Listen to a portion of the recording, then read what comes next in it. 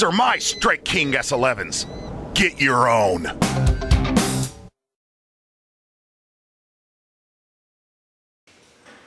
Hello here, Ryan McCullough with TroKar, Wright McGill, Eagle Claw, and welcome to Michiana Outdoor News.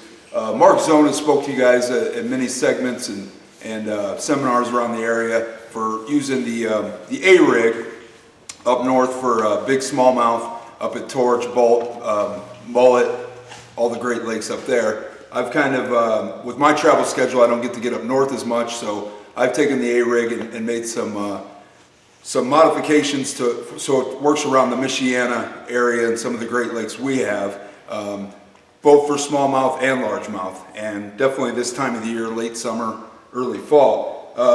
General rule of thumb is they're suspended around here anywhere from 12 to 30 feet of water. A lot of them are breaking the surface. It's a good way to find them. You can also graph them. They're obviously going to look like big bait balls on your graph. And I'm using blades. That's kind of the difference in the application for the Michiana lakes, whether it's in White Pigeon area all the way over to the Niles area. I think the blades kind of attract them to the surface, and I'm looking for real clear water, clear lakes, which we have an abundance of around here, so that makes it much easier to target.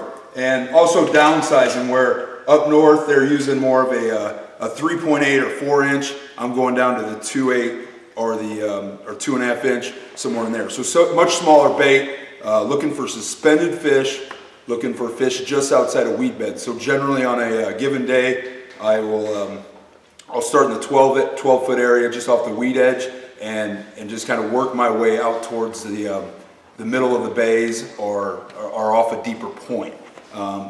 Again, we're up north. Mark Zona's talked about really getting it out there, throwing it deep, and kind of just ticking it off the bottom. Here seems to be much more suspended, much more largemouth targeted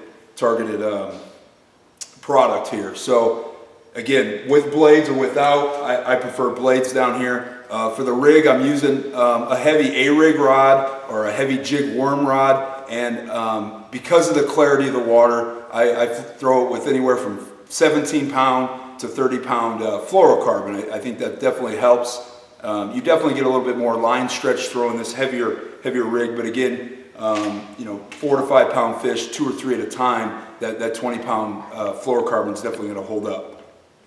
Once I get down to the rig, I like a lighter 1/8 ounce to 1/4 ounce A-rig. 4 or 5 arms doesn't seem to really matter. I prefer 5. This example here I have is a 4 arm. Here's a 5 arm rig. You can see this one has the blades on it, and just basically using a TroKar swim jig head. Those are available at basically any retailer, and then just picking an IU or sexy shad color, bluegill, sexy shad, any of those colors. Basically tossing out, like I said, on the edge of weed beds, not really letting it sink, a nice, good, even cadence, and every now and then just giving it a tick to flare. And the fun thing is, once you catch 1 or 2, you're in the zone, you know what they found. I'll challenge you to try to keep that fish on the line and let 2 or 3 others hit it. Just last week at a well-known Michiana lake, 3 largemouth on at one time. None of them were giants, none of them would win a tournament, but catching 3 largemouth in one cast is definitely something fun. So something to throw in the tackle box, something definitely to try, especially later in the summertime when you see this fish starting to school. And again, start shallow and work your way deep. You'll catch them anywhere from 40 feet to 12 feet. So for Michiana Outdoor News and TroKar, try the A-rig in the Michiana area.